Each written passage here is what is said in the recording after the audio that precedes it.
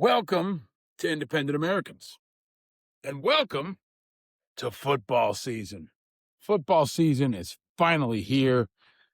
Whether you are just starting camp, or you're getting ready for your first scrimmage, or some college teams are kicking off this weekend, football season is here. Thankfully, in New York, we got a couple more weeks of summer left, a very late start.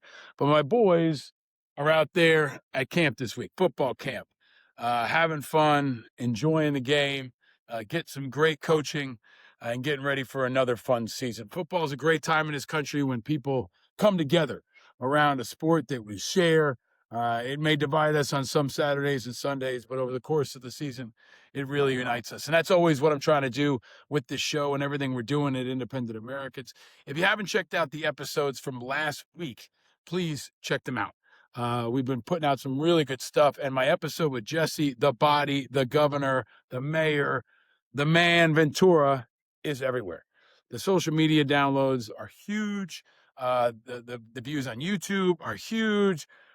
People love hearing from Jesse, and it always blows up our audience. So welcome to all the new folks who are just finding out about us because of my most recent conversation with Jesse. If you like it, please share it far and wide. And we're going to continue to meet the moment, especially highlighting how many independent Americans are now competitive in this big game, the election that's coming in the fall. There's some great stuff in the New York Times, other places. Todd Achilles was featured in a New York Times piece. Before the New York Times featured him, I featured him on this show. He is running for Senate in Idaho, and that race is competitive. So is the one in South Dakota with Brian Bangs, Montana with Seth Bodner. We've talked to Ty Pickens. And you've heard from a lot of folks from all across the country, from Washington to Alabama to Texas to New England. The independent movement is happening. The partisans are fighting it. You see the Democrats and Republicans saying, oh, independents are going to go away. Independents aren't for real. We are for real. We are not going away. And this fall is going to be our coming out party, our chance to show everybody how our movement is growing. We're almost 50% of the country now. And we are going to make a huge statement on the big field, the election this fall. But that starts at training camp. We are at training camp here. Our movement is at training camp, and we need you to keep bringing the fire. So please keep spreading the word about independent Americans. I'm also going to continue to bring you special replay episodes throughout the next couple of weeks of the summer. Sometimes I'm going to break away with my kids, but I'll bring you replay episodes that are some of my favorites, and especially conversations focusing in advance of the 25th anniversary of 9/11, which is coming up. Another chance to bring us together at a time when many are divided. I hope that the 25th anniversary can be a time to remember, to reflect, and never forget. And at least in this show, in this independent community, a chance to bring everybody together. So here it is, one of my favorite episodes from the archives. We're over 600 episodes now. So if you haven't checked out independentamericans.us, please do. Get the gear, join Patreon, spread the word, support our sponsors, and help us make this the biggest fall ever for our home team, Team America. Not Team Red, not Team Blue, not Team Republican, not Team Democrat, but Team America. That's who we're playing for. And this year, we're going to make a statement on that field and on this field. Okay, here it is, one of my favorite replays. Until next time, get outside, watch some football, and most of all, stay vigilant.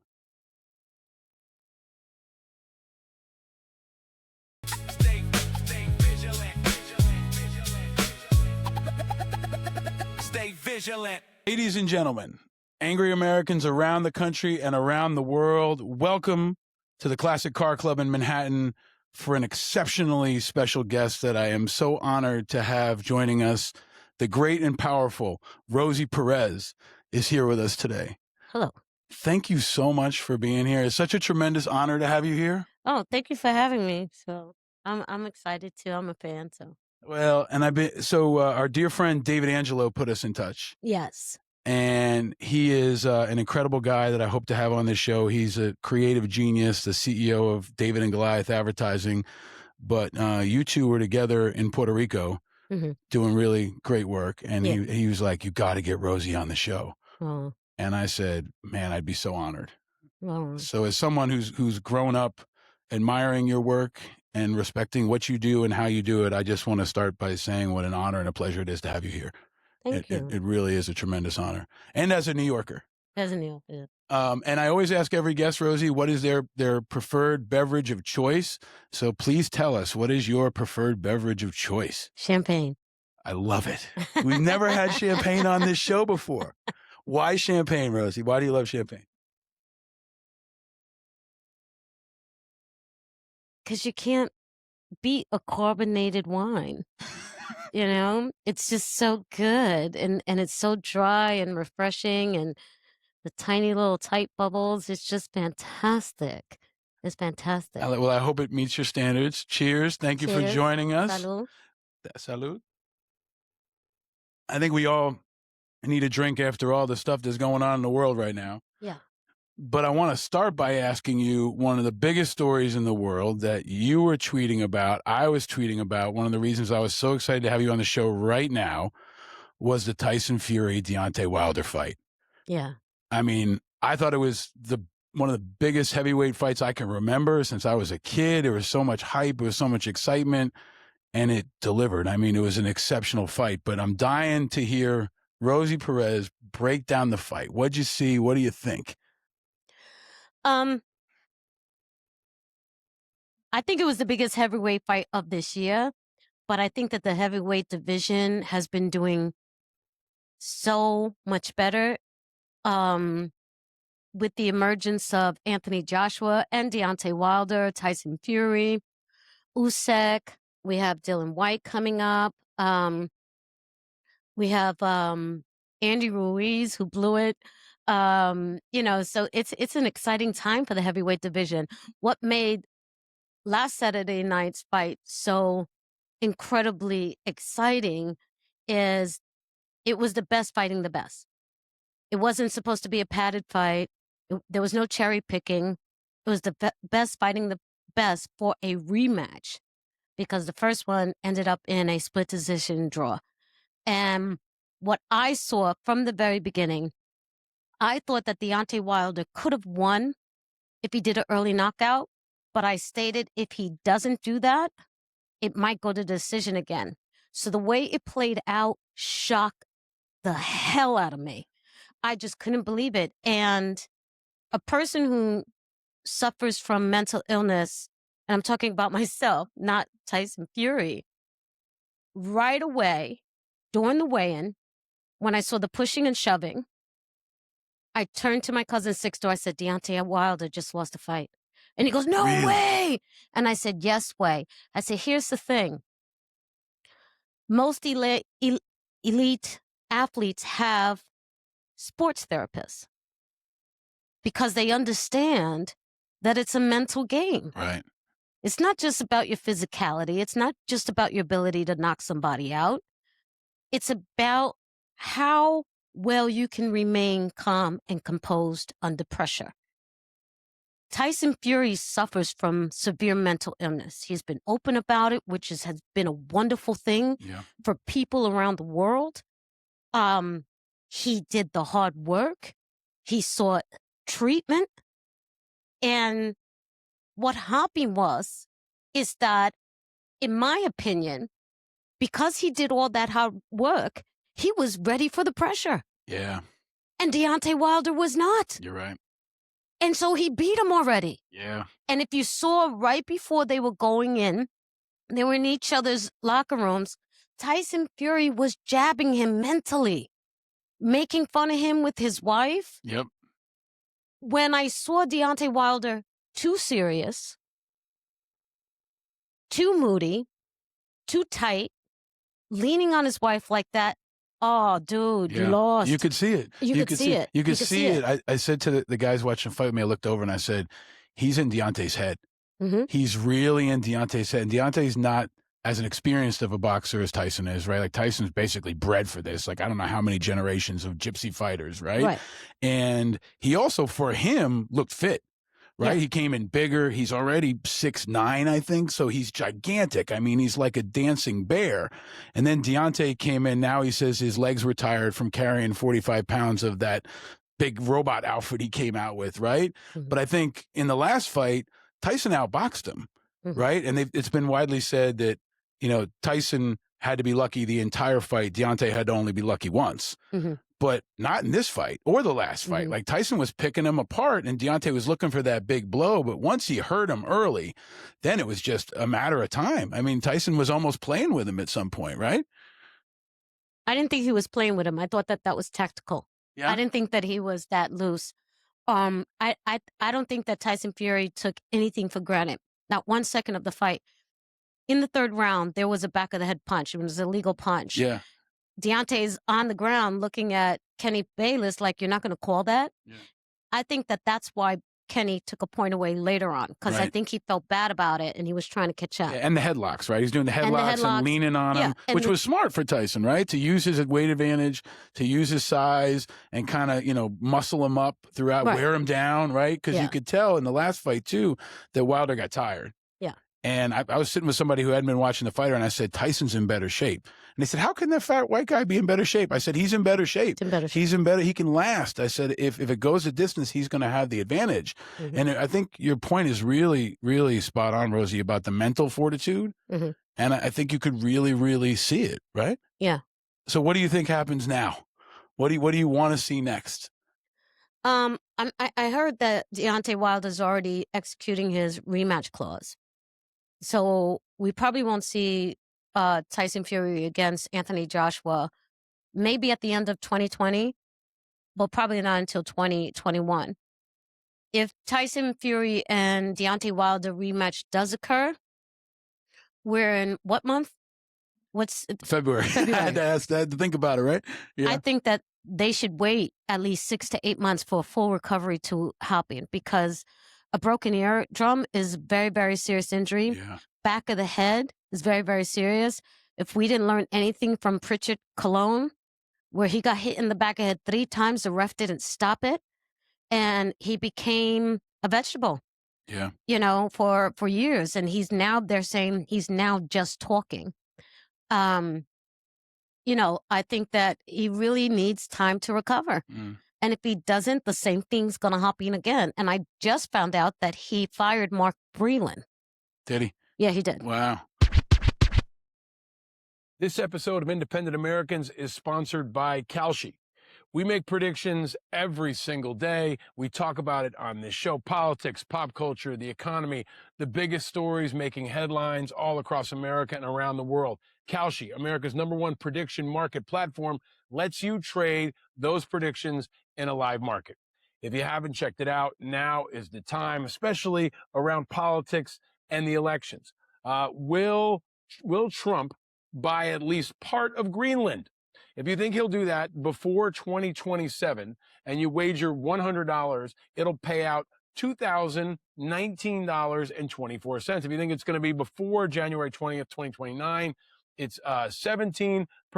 You can also pick whether or not you think the Republicans or the Democrats are going to win Congress. You can pick who you think the Democratic nominee will be, who the Republican nominee. It would be great to see if there's an independent nominee.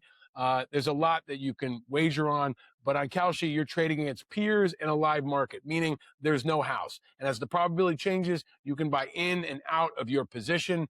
It's fun. And if you listen to this show, you can stay ahead of the curve. So download the Kalshi app and use the code INDEPENDENT and get up to $500 in bonus credits when you trade 25, which is pretty good. Kalshi, Kalshi, Kalshi, trade on anything. 18 and older, restrictions and eligibility requirements apply. Event contract trading involves risk and may not be suitable for all investors. Kalshi products are not available in all jurisdictions. Prices, values, and available markets may differ from those mentioned. For more information, see kalshi.com/regulatory. Independent Americans, now is the time. Check out Kalshi. He did. Here's the thing, though. Tyson Fury started out as a street fighter, right? In street fighting, you have to adjust so quickly. And he became a boxer at the same time. Right. He didn't become a power puncher initially. He didn't become a slugger initially. He became a boxer who was formerly a street fighter. Therefore, what happens is that means that man can take direction. So when everyone doubted that he switched teams, right, I was like, I don't know, because he's smart enough to adjust, right? Jon Snow of Trinity Boxing Gym, he's my trainer. He always says, we see new prospects come in all the time. And he goes, oh boy. He sees somebody training a couple of weeks. He goes, his trainer got to get him out of that. And I said, what do you mean? He says, every initial bad habit you develop on day one when you are training to become a champion elite level boxer, if you don't break it immediately, it will stay with you for the rest of your career. So I think that giving Mark Breland a little bit of credit here, Deontay Wilder had so many opportunities to correct his fighting style way before he got to Tyson. Right. And it hasn't happened. Right. He's improved this much. But come on. Right. You look at somebody like Linares, who's been in the fight game forever. His fight against Lomachenko, he dropped Lomachenko. First drop of Lomachenko's career. He still lost the fight. Linares' next match, he destroyed the guy because he learned. He learned quickly, and he's an aging fighter. Right. And he destroyed the young guy in the fight. So Rosie, some folks have called you the queen of boxing. For folks maybe who don't know a lot about boxing, who maybe didn't know you were this into boxing, why do you love boxing, Rosie?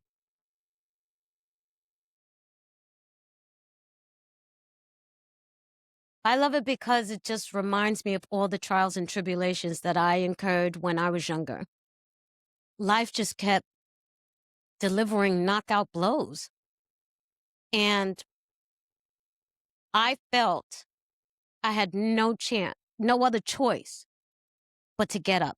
That I wouldn't have a chance at life if I didn't get up, if I didn't survive those blows. And I think that mentality is just who I am innately, but also in part that I've been watching boxing since I was 4 years old. And at 4 years old, when you're seeing champions get pummeled and then get back up, I subconsciously was living precariously through them. You know what I mean? Mm-hmm. And seeing that a fighter who's lost a fight or won a fight, they both cry. And it allowed me to have strength in defeat. It allowed me to say, okay, you can make fun of me because I'm crying because I got knocked down, but that's all right. I'm getting back up. And I still might be crying, but you know what? Some of the best champions in the world will be in the ring, win, lose, or draw, and be brought to tears. Because that's how intense life is. And in the ring, it epitomizes life to me. Life is intense.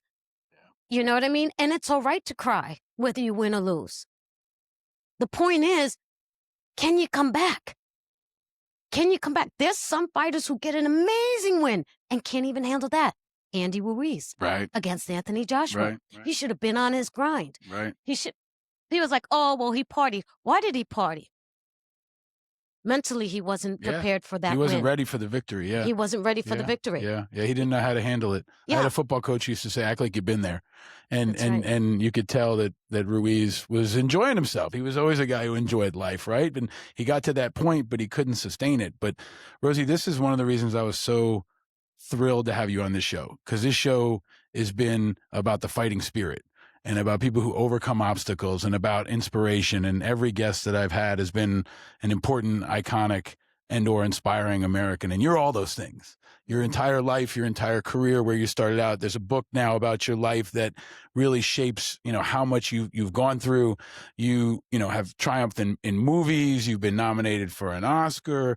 You were on The View, right? Which is a whole nother kind of fighting, but you're a fighter. And I think this is a time when Americans need fighters that they can root for, and everybody's rooting for you. And I think now what I've seen as a fan of yours, I remember being a kid and seeing you in Do the Right Thing, and then seeing you in White Man Can't Jump and saying, who is that? And there was a spirit in everything that you did that was about toughness and was about triumph and was like that boxing spirit.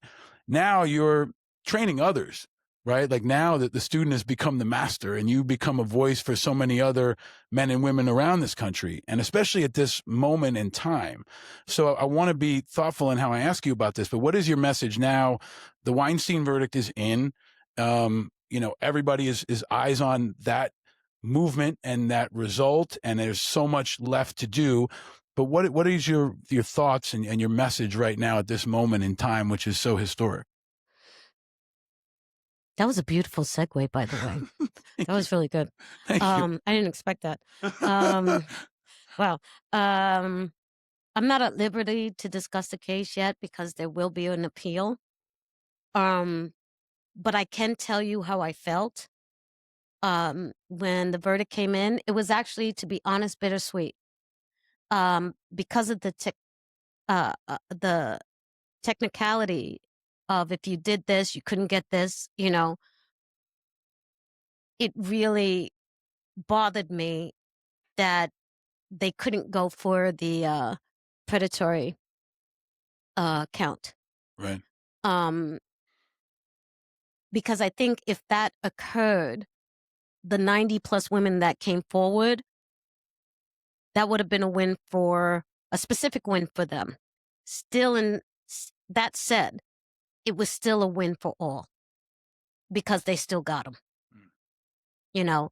and everyone was telling me he's going to get off. Everyone, except the DA. Except the DA. She kept saying, let's wait and see. Let's wait and see. And she said, you're a fight fan? And I went, yeah. And she goes, all right, it's 12 rounds. Let's wait and see. And, but still, it's a victory. It's a game changer. I saw Gloria Orad on CBS this morning. And she said, this case is such a landmark case. I'm paraphrasing here, but she said, it is going to put every predator who has done something already on notice and put fear in their heart, and every potential predator to think twice. Because you bring someone down like a mogul of Weinstein's level, anybody could be brought down. So it's a big thing. And I really appreciated that Cy Vance said, I know there's controversy around him and whether it's warranted or not. I'm just talking about his post-verdict comments when he said, rape is rape, no matter if it occurred today, yesterday, or 20 years ago. Rape is rape. So it was a historic day for the world, world. And your leadership was pivotal in making it happen, and your courage, I think, and the courage of so many other people that fought not just for themselves, but for those to come. So what, Rosie, do you hope happens now, or what do you want to happen now, bigger than just this trial, but in America, this watershed moment where the backdrop to this week, the Boy Scouts of America is declaring bankruptcy because there was so much abuse for so long. And now those cases are piling up, and the powerful are starting to be, I don't know if even held accountable is appropriate enough. There's starting to be a shift, right? Whether it's a massive institution like the Catholic Church or the Boy Scouts of America or a mogul like Harvey Weinstein. But for folks who are still in the grind, maybe they're in a trial, maybe they're even being abused. Like, what's the future? What can the future look like? And what do you want to tell them about this moment, but also your personal experience, having gone through so much yourself and ended up in the place you're at? I think that I don't know what's going to happen yet. But I think that when you look at a TV show like Mad Men and you say, oh my God, that was men behaving badly, and I remember I heard comments about that show where people would say, well, women are behaving badly too. And I go, do you know what statutory rape means? Do you know that if a CO in a prison has consensual sex with an inmate, it's not considered consensual. Right. It's considered statutory rape. Why? Because that CO is in a power position. So even if that inmate was consensual, why? Why was it consensual? What was the motives behind that? Was there intimidation? Was there manipulation? What happened? You know what I mean? And it's the Mm-hmm. same thing that with when they tried to criticize the women. Well, they went back to work for him. He's the most powerful man in the movie industry. What else were they supposed to do? Right. Just like the secretaries on Mad Men. What else are they supposed to do? Right. So I hope that that shift, the way it shifted from Mad Men to what it is present day, it still needs to go much, much, much further. But where I would love to concentrate the shift on is parenting and schooling. Because why do young boys feel that they can act out their rage against women or against boys? Right. Or women, there's women who sexually molest young boys. Why is that? Why do you feel that you can do that? You know, and there had to be some type of abuse or neglect that occurred with that individual as a child. Maybe Harvey Weinstein got coddled too much. Maybe Harvey Weinstein didn't get coddled enough. Maybe his parents never checked him. Maybe everybody in his environment never checked him. But it has to start from day one. You know what I mean? I know parents now who are telling me, you know, I sat my boy down and I told him about the Weinstein case, and I told him it's not right to do this. It's wrong.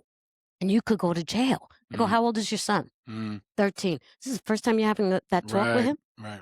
Yep. You know what I mean? Yep. Where they think it was cute when a boy who likes a girl doesn't know how to articulate their feelings, so they punch the girl in the arm. Right. Oh, that's okay. He just likes her. No, he doesn't know how to articulate his feelings, and he's getting angry, and there's an act of violence that comes into play.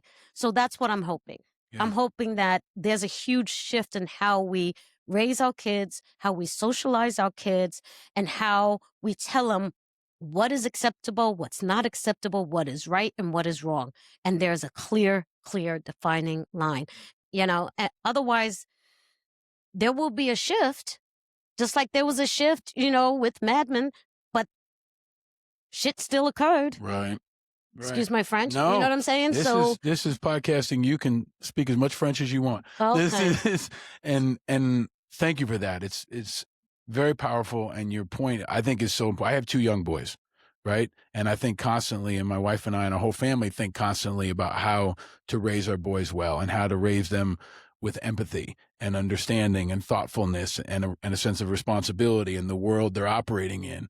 And I met Harvey Weinstein. I was in rooms with Harvey Weinstein. I had no idea about all of this, but I told my wife from the first time I met him, that guy's a fucking asshole. Oh, right. That guy's an asshole. The way he treated me, the way he treated other people, he was an asshole.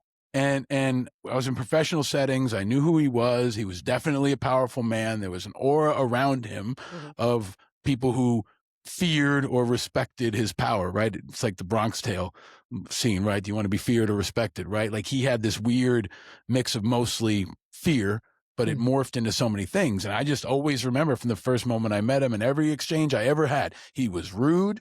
He didn't look me in the eye, and he felt like a really bad person. That's my gut, right? Growing up and being in the environments I've been, I could tell that. I had no idea about the rest of it, but I think your point about how we raise our children is so important and so timely. And I got to ask you, Rosie, because you're involved in so many causes that are a conscience. You've been an advocate on mental health. You've been an advocate for Puerto Rico. You've been an advocate for people with HIV and AIDS. We're also operating in an environment with Trump as president. So how do you view that? And what are your thoughts on, Weinstein's going to jail, but Trump is still out there every day being a misogynist and being a bully and being an asshole. What are your thoughts on him in this context and this moment in time? Your show's not long enough. We got as long as you need. For me to comment.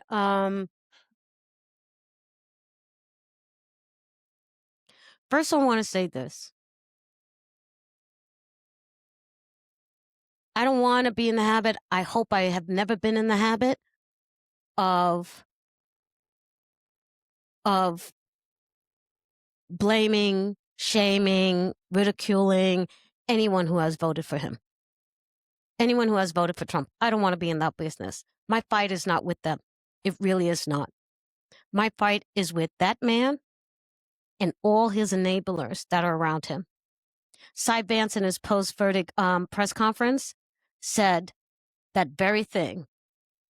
He had people that worked for him, Weinstein. He had publicists. He had producers. He had financiers who enabled that type of behavior. And that's why, in large part, he got away with it. You know what I mean? Yeah. And nothing's going to happen to that man who's in the White House until his enablers stop.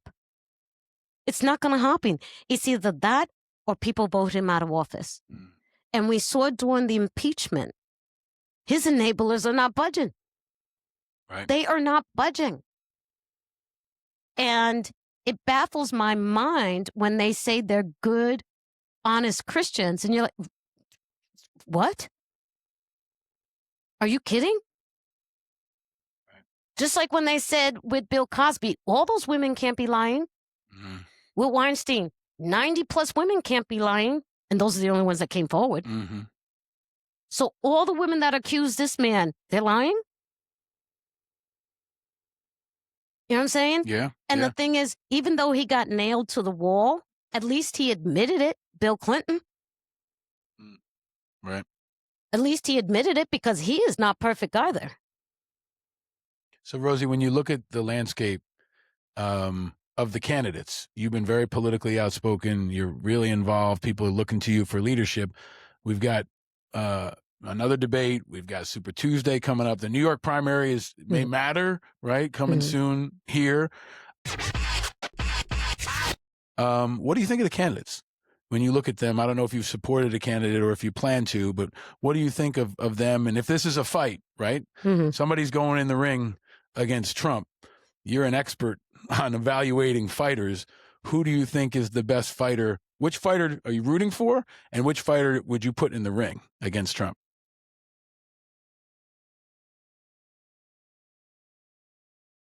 I don't have a pick. I do not have a pick. You know, and that troubles me. And I'm just going to be honest. Yeah, please. Yeah. It troubles me because I'm Puerto Rican. I listen to Latinos across America. Just because Sanders is doing well in one state, that doesn't mean he's doing well in all. And his 60 Minutes interview, where he was trying to do a balancing act in regards to his praise and disdain for Fidel Castro, I was sitting there cringing. Yeah. I was like, what are you doing?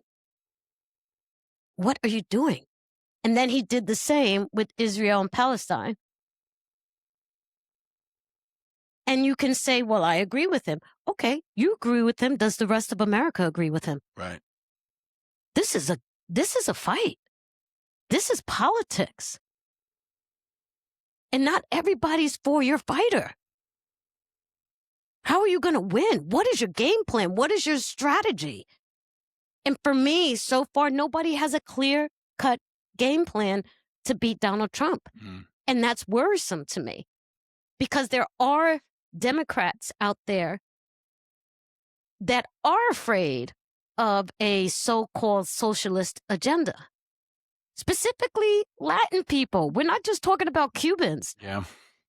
We're talking about Latin people that have come here from Mexico, Central America, South America, who have lived amongst dictators or socialism, and they've come to this country to get away with from that. Yeah. Right? Yeah. And then you say, well, Trump is a socialist in a corporate sense, and he's a dictator too, and da-da-da. But people are more comfortable with the evil they know than the evil that they don't know. Right. Right. Right. They don't know what Sanders is about yet. So it's troubling. Mike Bloomberg, he may have another shot to redeem himself. He had an abysmal performance on the last debate. My husband and I were like, oh, man, you know? Yeah. And then people tell me, aren't you still angry at him? Aren't you still angry at him? What he did with stop and frisk? I go, yeah. And they said, but you were rooting for him? I said, I'm rooting for anyone that could beat Trump. Right. That's how disgusting and desperate it has become. That's where this man has brought this country. We are willing to choose the lesser of two evils in order to get this man out of office. Yeah. Yeah. I think I'm glad to hear you break it down that way, Rosie, because in the last couple of days alone, I've been talking to friends in New York and talking to friends around the country, and many of my Latin friends, especially those who've lived in places that have been socialist, are I see the concern and I hear the concern, and it comes from experience, right? I think in this country too often we write off experience. There are people who've experienced socialism, who've lived under socialism, who have been in Venezuela, who've been in other places and seen what this looks like. But I really also appreciate your practicality, right? Like if you're in the corner, you want to put a fighter in the ring who can win. And I have been very critical of Sanders from that very basic point that I don't think he can win. And I've seen it. You can't deny it that people are not excited about Sanders. Like there are some people who are. The diehards are there. There are people who are always going to root for Andy Ruiz, right? But would you pick Andy Ruiz to go back in the ring against Tyson? No, you're not going to put money on it. And I think at this point, we got to figure out who we can put in the ring and put money on and who can win. And I don't know either. I mean, Bloomberg is so fascinating to me because he's got guns. He's got firepower. And even if he's not the guy, he can decide where he gives that firepower, right? And I think it's entirely possible that they go to a broker convention and that Bloomberg's in a room with all of them. And he says, look, you pick Sanders, you don't get my money. You pick anybody other than Sanders, you get all my money. And that's how it could go down, right? He may not be the candidate, but he may be the X factor. And that's what I see is this is a knife fight. It's a gunfight. It's a war. We could call it Game of Thrones, everything else. I keep saying that Bloomberg's like a dragon in Game of Thrones. You may not love dragons, but do you want the other guy to have them? Hell no. Right. So I really appreciate you breaking it down that way. What you were on The View, right, for so long, mixing it up every day. We had Meghan McCain on here a couple weeks ago. Would love to get the other folks who've been on The View. What'd you learn about politics? I feel like you really learned how to break it down, and you learned to have an ear for what people think and feel. But reflecting on that time where you were mixing it up every day, what did it teach you, Rosie? I'm not at liberty to talk about that show. Okay. My apology. I will say this. Certain experiences that I've had in my career have taught me something that you learn on stage and something that you learn in the fight game. Never play to the crowd. Never worry about the crowd because it'll mess you up every single time. You have to stand firm in your convictions because if not, you get eaten alive. You know what I mean? Yeah.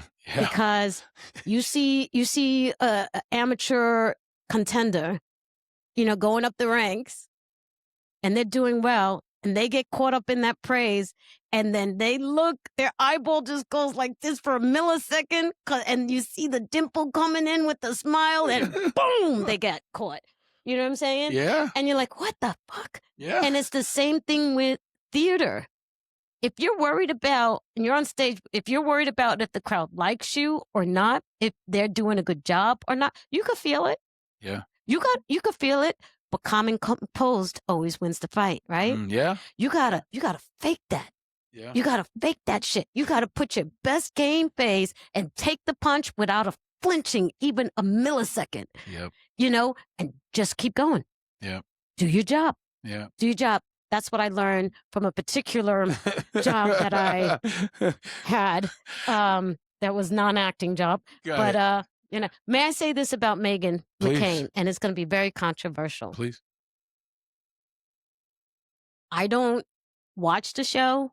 What I have, the bits that I have watched, she's very combative, cantankerous, cunning, emotional. I don't agree with all the things that she says. I don't agree with her stance. I think she could be very mean at times. That said, I think that the hate that she's received is so ugly It's troubling to me. Yeah. And when I went on the show recently to promote Birds of Prey, and she asked me about the Harvey Weinstein trial, she got so much hate for that. Yeah. She was doing her job. Nobody else wanted to ask me. Mm. And maybe that was being very respectful on the other co-host's part. Yeah. But she wasn't paying attention to the crowd. She didn't care. Right. Right. She wanted to ask that question. And I think that the way she asked it, and I said this when we went off camera, when we were leaving, I said, thank you for being so considerate in the way you asked that question. I wish you had not. But I thank you for being so respectful. Mm. And she went, thank you. And she shared her opinion about it, which I don't want to share. That's her words, but we shared it privately off camera. And I saw the other people, the cast and crew and producers looking like, oh my God. And they didn't know what to say with me when I walked away. Because I think that they wanted me to attack her or throw her some shade or all that stuff. No.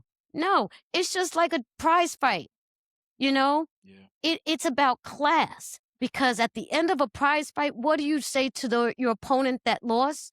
Or what do you say to your opponent that won?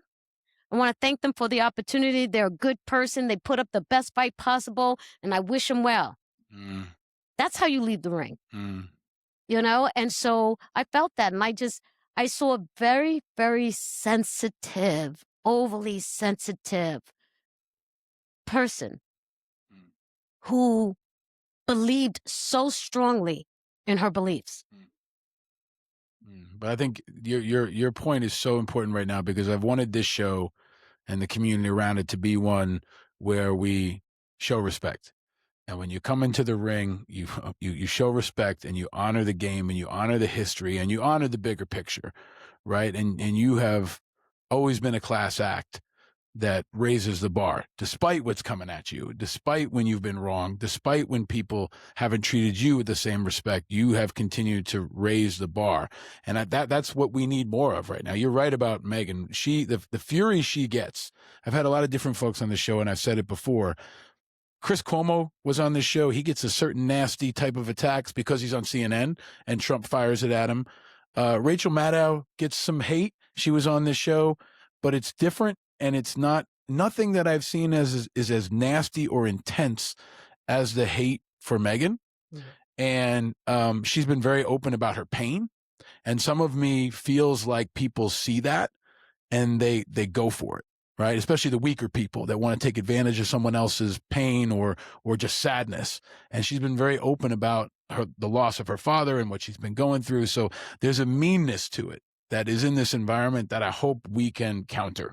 And I think you've been countering that most of all through your example. Even to hear the way you approach that is going to be refreshing for people, because I want this show to be a place where people of all political backgrounds can come together around ideas. Well, thank you that, but just for the record, yeah, it took work. Yeah, I bet it took a lot of work for me to get to this place of maturity, which I don't think I'm fully mature yet.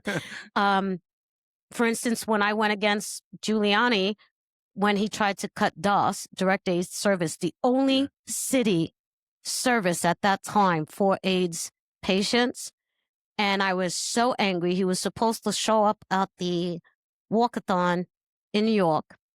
I thought I said hell, but they said, no, you said fuck. And I said, oh, okay. That was one of my PTSD blanking outrage moments, where I got up in front of a massive crowd of hundreds and thousands of people on a mic at a podium in Central Park, AIDS Walkathon Day, all cameras there.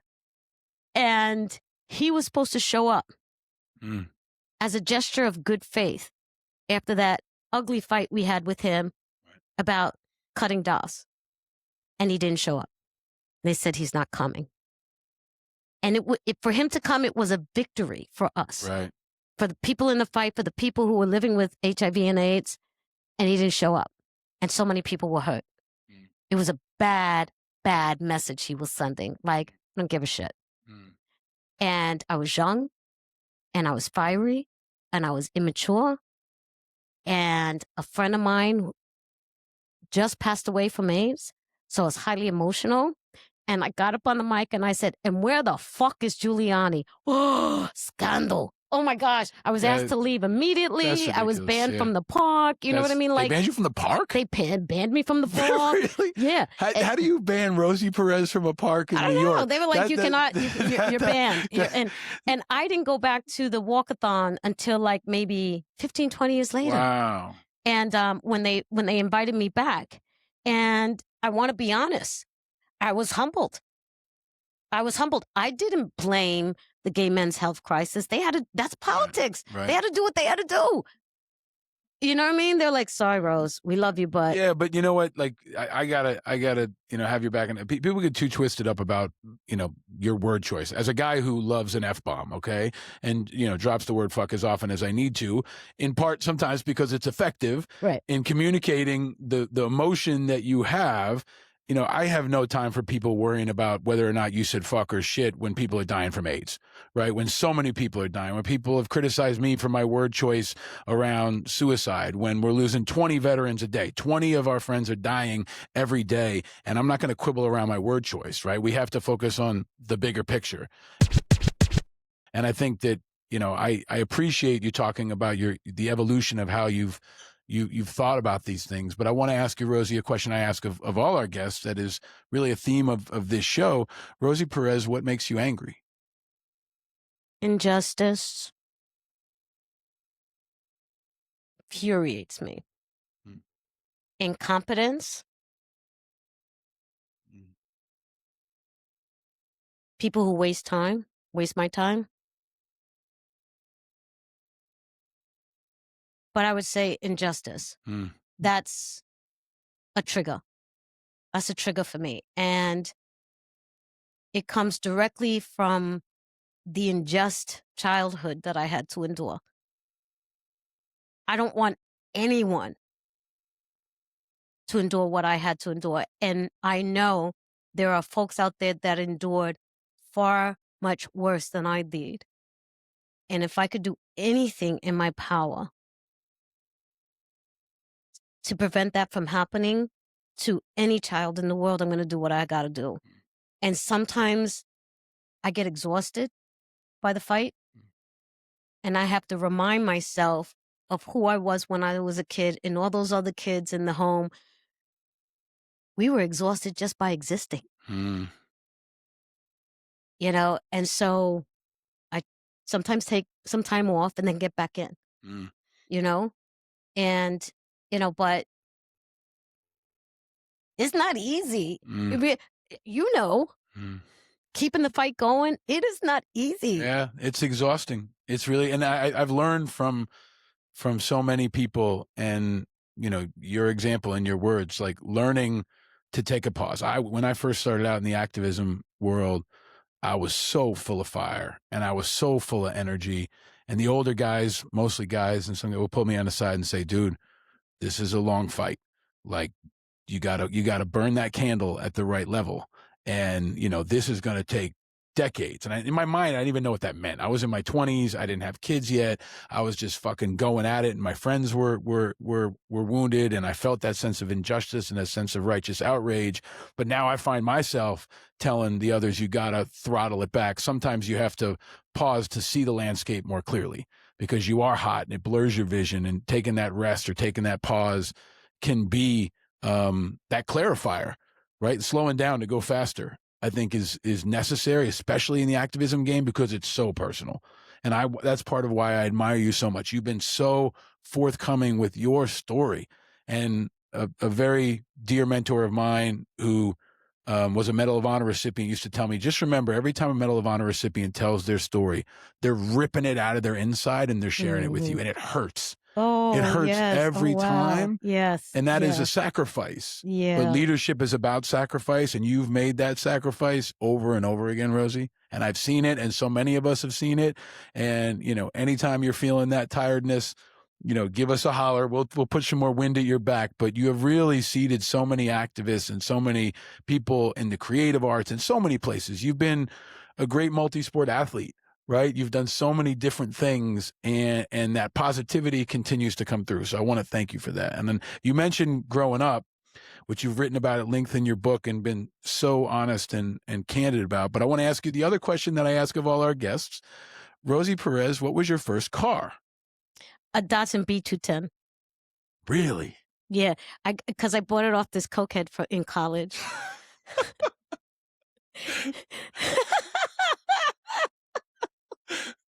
Can you tell us the story? I won't say her name, but it was this very privileged girl and family had a lot of money, and she was such a cokehead and everything. And she was angry that her family wouldn't buy her a nice car, that she had the Datsun B210 and her brother had a BMW. She was so angry. And I was like, well, why won't they get you a BMW? And she says, I don't know. And I go, oh, okay, maybe it's because you're a fucking cokehead. And she's like, Rose, how dare you? And I go, I'm just saying, if I was your parent, I wouldn't give you the money because you might crash the shit. Wouldn't you believe a couple of weeks later, she discovers, firing it up, cooking it up, and inhaling it, She discovers crack. And she comes to school and she's doing the pipe. It's not funny, but it's funny. She's doing the pipe. Something goes whoosh, and the upholstery on inside the car goes on fire. Her hair goes on fire. Her and her friend jump out of the car, right? Someone, because it's on the school grounds, grabs a fire extinguisher, extinguishes the car out, but it's charred and it's burnt. And she came to me. She was such a crackhead. And she came to me and she goes, I need some money. I said, to fix your car? She goes, no, to sell it. Well, you want to buy it? I said, what? And she goes, give me $1,000. I said, for this pizza shit? And she goes, okay, 500. I said, no. And she goes, okay, 300. I said, I'm going to give you $200 for that piece of shit. Take it or leave it. And she took it. Wow. So that was my first car. Wow. Pink slip and all. What, do you know what year it was and what color? You remember what color it was? I don't remember what year it was, but it was this ugly orangey color. It was so ugly. And my college friend, Joe Lopez, helped me rip out all the burnt upholstery in it. And the two front seats were kind of half burnt, but I had no money to get the seats replaced. And was this in California? Is that where you were going to school? Because I was going to college for biochemistry out there. I drove that thing around and I had to learn. I didn't know how to drive yet. I was a New Yorker. Wow. So I had to learn how to drive. I backed up traffic on La Brea. People were honking. I'm having an anxiety attack, like crying, going, oh my God, because it was a stick shift. And, Joe Lopez is in the passenger seat. He goes, you're grinding the gears. I go, what does that mean? This is before the legendary moment where you meet Spike Lee in a club and he finds you and discovers you, right? Yeah. This is before that. That was before that. The night you went to the club and Spike Lee met you and you met him, did you drive that car to the club? No, I had a different car. That might be the best car story we've had, Rosie. And we've had some good ones. Like the guys in the crew are nodding their head, waving. Mercy's throwing her hands up in the air because that is like maybe the greatest car story we've ever had. There's so many reasons why you're a badass, Rosie, and this run you're on now with new projects, Birds of Prey, and I watched the Netflix show last night, The Last Thing He Wanted. Yeah. Right, which I thought was so smart and quick, and you're playing these roles that are different kinds of badasses, different kinds of heroes, and I see that through line. But this film has got Anne Hathaway, and it's got Ben Affleck, and it's got Willem Dafoe, who I just think is a legend, but in this very interesting part. And it gets into the Contras and Nicaragua and the 80s and Reagan, which was a time you were alive for and around for. Can you set the context for that film? And also, doing that kind of a film at the same time you're doing Birds of Prey, very different lines of kind of heroism, but also important in how they cross over, right? You got Birds of Prey, which is going to be so widely seen, and then this Netflix film that I think is important in helping people understand that moment in time politically, right? In the 80s with Reagan running for re-election. Can you talk about those two works and what that has brought out of you? Well, The Last Thing You Wanted is an adaptation of Joan Didion's book about the Iran-Contra scam, the Sandinistas, the Contras, where there were illegal arms sales, and the Reagan administration was behind it. And it was uncovered. If people look up Reagan, Iran-Contra scam, Oliver North, they will come to really understand that story. And I think that the reason why history continues to repeat itself is because people don't know the history. Right. So I really loved doing The Last Thing You Wanted. I played a photojournalist who, the backstory with her is that she's Latin. She's way more qualified than most of the people in the office, and understands why she got passed over. So she has a different calmness than Anne Hathaway's character. Right. You know, it's like, this is how it goes, baby. You know, why are you exhausting yourself? Take advantage of what you perceive as an injustice or defeat. You know, so bringing that quiet confidence was a challenge and a thrill for me to play. Sometimes it gets a little convoluted, I will be honest, the movie, but if you're a political junkie, you're going to really appreciate it. I ate it up, and I thought it was great. And the character you play is a combat photographer, right? In a time when I don't know how common it was for women to be combat photographers, and for Latin women to be combat photographers, I don't know. But it felt like an important film and about an important time, and a time that is a lesson in shaping this context. Even the run up with Reagan, right? Seeing what Republicanism was like then versus what it is now. I thought, and I think the cast is awesome. I really thought the cast was fantastic, and it has emotion to it that's really exciting, and an ending that I didn't expect, I'll tell you. But you are, you know, a heroine and a hero in that role, which it feels like your experience is coming full circle now, and you're in these parts that are badass and experienced and seasoned and teaching. Like every character is kind of a teachable moment now. Right. Well, I think the badassness in Alma's character, the character I play in The Last Thing You Wanted, is that she doesn't get tripped up by her emotions. Is that she keeps going. The scene where she's alone in the news office by herself typing away. She's going to get the story out. I think is a powerful moment and a powerful statement. You know, when no one's watching, what are you going to do? You know what I'm saying? Yeah. When no one's watching, when all the lights are off and everyone's gone, what are you going to do? Yeah. When I was taught integrity in the Army, they used to always say integrity is doing the right thing when nobody's looking. I love that. Yeah. I love that. But you know, I thought the cast was stellar as well. You know, Willem Dafoe, scene stealer, Eddie Cathegi, the French consulate operative. He's fantastic. Oh my gosh. You know, Anne, emotional performance. The person that played her daughter. I could go on and on. Yeah. On and on. It was just really great. You know, and in Birds of Prey, there's a job that nobody wanted me for.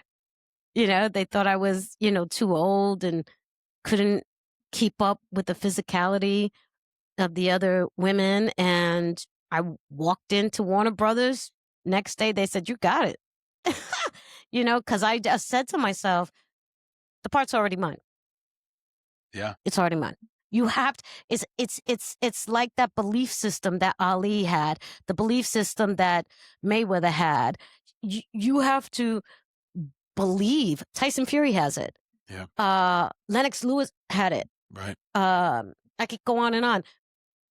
No matter how afraid you are at the task at hand, taking on the task at hand, you still have to have an element of belief that you're still going to be able to do it and win.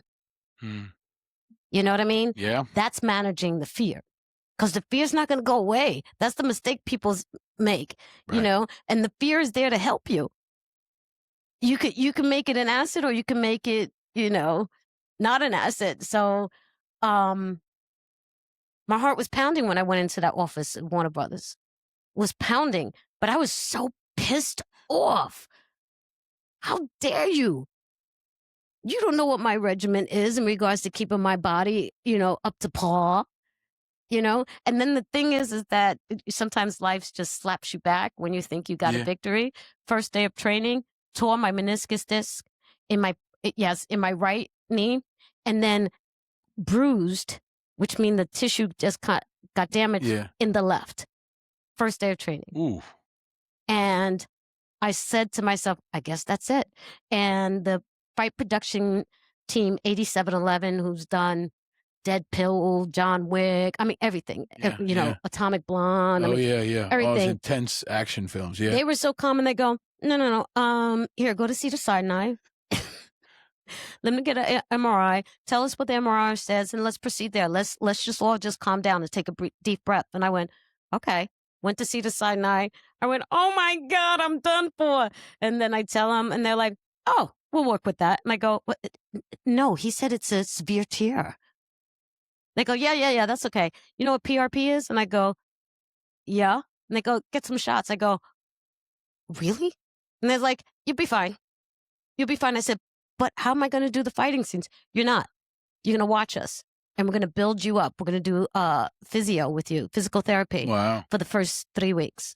And then we'll take it from there.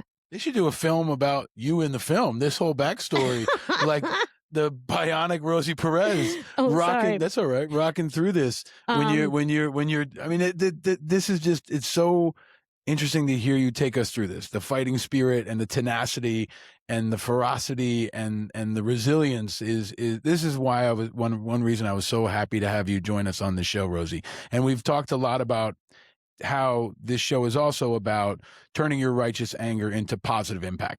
Right. Channeling that energy into something that can make a difference. So the last question I ask of all our guests that I want to ask you, Rosie Perez, what makes you happy? Oh, what makes me happy is my home life. Hands down. My husband, my cats, my dogs, God rest their souls, my family, my small group of friends that come on over, the gift that I'm in a position in my life where I can entertain, Yeah. I used to dream about that, that dark chocolate. Dark chocolate. Dark chocolate makes me ecstatic. If I'm in a bad you mood and and my you wife. offer me dark chocolate, bang, Yeah. it's turned right Yeah. around. I think that security makes me happy. Knowing that not only that I have love, but I can give love, that I can love in a healthy way makes me really happy. So that all epitomizes home life because I know this sounds really strange and I hope your listeners don't think it's pompous because I'm not a pompous person at all. Yeah. But when I was a child, I knew I was going to do something important in the world. I didn't know what it was. I thought it was going to be the female Jacques Cousteau, the famous marine biologist. Yeah. Which was stupid because I'm Puerto Rican and I don't like to get my hair wet. And but at the time, I was fine with it. That was your dream. That was my dream. Yeah. But I realized later in life that it could have been anything. It could have been marine biology, but it was the reason why marine biology meant something to me is because I was contributing to the world to make it a better place. That I wanted to clean up the oceans. I wanted to clean up the lakes. I wanted to clean up and have healthy drinking water for poor people. So it was that mindset that I always had as a kid. Always had, but I didn't know where it was going. Okay? And that said, what I wanted life to give back to me was security. That's all I wanted. I didn't want fame. I wanted money. Yeah. You know what I'm saying? but I would be okay if I wasn't a multimillionaire. You know what I mean? What I wanted, what I dreamed of was having a house of my own, and I didn't have to worry about the bills. Mm. That was my motivation in life, and that I had a happy home life inside that foundation. Mm. You know, that's all that mattered to me, and it's the one thing that matters to me still. And it's if that's not in place, I am not a nice person to be around. I am such an asshole. You have absolutely no idea how big of an asshole I could be. I'm just being honest. You're always being honest. That's why the world loves you, bro. And you still, I've read a lot about how you grew up in the dancing industry, right? Like you still dance, and that brings you happiness. Like brings me happiness. Yeah, inside my home. Yeah. Well, I don't know if you know these two guys, DJ Stretch Armstrong and Babito Garcia. I grew up in New York, of course. Oh, okay, yeah. Okay. They're the only clubs that I'll go to nowadays. I'll only go to their club. Yeah. You know what I mean? Yeah, because there's no pressure. Yeah. Yeah. You know, I mean, I used to go to Tony Touch, but it's just too much pressure because there's like too many like youngsters. Now you can have a club in your own house. You've got that. You can I do have my own right? club. What? Yeah. You got to see it. We've tried to do dance party every day in my house with my kids because it's just the purity and the happiness of the motion and the music. And my little guy is got the gift of music. I look over and he picks up a little guitar and he's playing, and he just hears and feels the music. But just the purity of the music and the motion is such a contagious happiness. Yeah. And to see how far you've come, and to see the adversity you've gone through, and to see how you've triumphed and you've motivated so many other people. And now you got, the world listening, you've got the world inspired, you've got the world dancing, and that's because of your leadership. Oh, and I want to thank you for it. And the final part of our show, Rosie, is the giving of the gifts. So that is another expression of our gratitude. Your team may not have prepared you for this, but I'll help you with this. It's a big bag for folks listening. I can even hold your mic if you want. Right. It's got 3 phases. So first is the gear. So this merch here, we got, all different colors, super comfortable, different sizes. Oh, and it's, you can rock that if you go out to the clubs or wherever else. Very cute. Made in America by the veterans of Oscar Mike. Oh, wow. And this one? And different colors, different sizes for you. Oh, my God. I love these. I'm glad. I'm glad. And then you got red, too. I got the red. You got the red. You got all the colors. You can thank you. rock them. Now, next we've got, this is another tradition of the show, and I'm going to pull them out. Now, Easter is coming, but we're almost on our first anniversary. And this is the kind of a Rorschach test of our guests. But we have 3 colors of Peeps: blue, pink, and yellow. Rosie Perez, which color would you choose and why?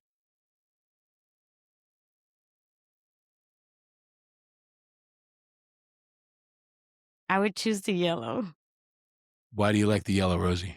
Because it probably would be the one that less freaks me out. I love it. I love it. I love the honesty. I love always the honesty. That's the great New Yorker. I got to ask you too, because I didn't get to ask you this. Would you ever run for office? No. No? There's a real opening for a mayor right now. Would you? No. No. I think there are a lot of people. There's talk Andrew Yang might run. There's talk other people might run. No, I'll say because, one, I love acting. Yeah. I love what I do. I love going to the fights. You know what I mean? I love my home life, and I wouldn't want to give that up. And when you become a public servant on that level, you have to be completely selfless. You know, you can't. There's no room for self-centeredness unless you're on the debate stage. Right, then you got to go go for the gusto. But outside of that, no, it takes too much. It becomes your entire life. Right. Public service is very, very important to me. And, and plus I still struggle with my temper. I still am in psychiatric therapy. God bless America 2 times for that. Yeah. And there are times even when I've been on CNN where I've lost my cool. You know, and I look at myself and I just laugh. I go, "Oh my God, you look so Brooklyn." You know, when my eyes are rolling, but my I gotta head tell is you, you know what? swerving, and I just It get means so angry. you keep it real, and it's I so keep it important real, because but I've been in those chairs, I've been on the shows, and so many people aren't their true selves, right? And then you see right. them afterward, but you're your true self, and you're not afraid to say what you think. And well, if you won't run for office in New York, I hope whoever the mayor is and whoever the next president is taps you to be involved because you're such a powerful voice. But until then, let me hold this for you. Okay. We've got to get through a couple more debates. So the final gift for you is this one here. I'll hand that to you, and then I'll take the bag. So I'll help you with your mic. But this is another tradition of the show. So we always pick Champagne? something. It's not champagne, but we always find an American whiskey.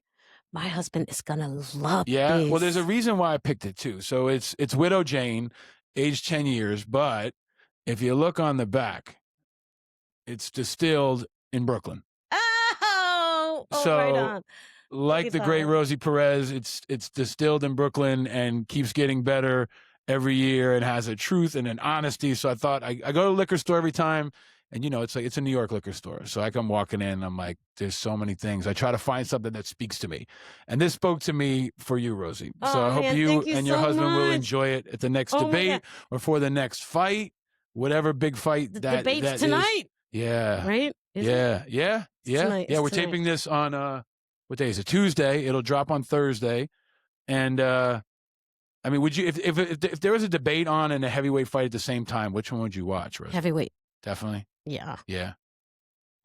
I would record the debate and then watch it afterwards.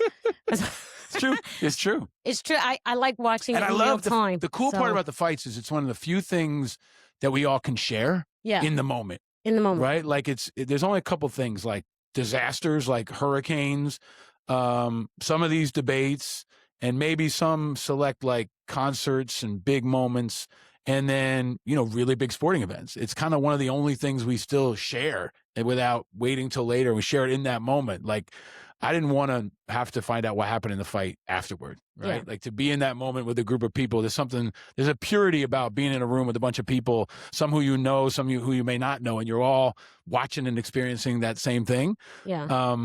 But I'm hoping that the heavyweight fight that is America and the future will have a better result for all of us than it did for Deontay Wilder. Yeah. But I just want to thank you again, Rosie, for your inspiration, for your leadership, for your tenacity. You're a role model. And you represent the best of what this city's about and the best of what this country's about. And especially for those of us that have children or young people or just going through a struggle. You are a tremendous role model and a great leader. Oh, well, thank you. I just have to say, I just want to press upon people to always help someone out because somebody helped me out. And without even asking me to pay it forward. But I was so inspired by how much they gave to try to make my life better. And even I've had so many mentors in the activist game, you know, and they taught me so much. Even when I cursed out Giuliani, they pulled me aside and said, listen. You do that now, you know, you're going to be at the front runner status in the Democratic Party. Exactly. But, you know, just keep in mind, that's why it pays to help people out and be kind to one another because that helps move that wheel of justice ever so much forward, you know? Just keep doing it because it's like, I don't see myself as a leader yet. I still see myself as somebody still learning how to fight the good fight. So, but thank you for having me. You are a legend in the fight and you will continue, your legend will continue to grow. And we are very, very grateful. Rosie Perez, thank you so much for joining me on Angry Americans. Ladies and gentlemen, the great and powerful Rosie Perez, live from the Classic Car Club in Manhattan. Watch for Rosie next to a ring near you and on the Twitter sphere and everywhere else. She's a prize fighter that represents all the best of what America's all about. Thank you, folks. Archipelago, he tells me the left and right are dreams for those without a clue. And when you wake, it's time to grow. And it's not cool to believe in school, but if I can say one thing, I've seen the children of the revolution and the good trouble they can bring. He says the red and blue are getting independent.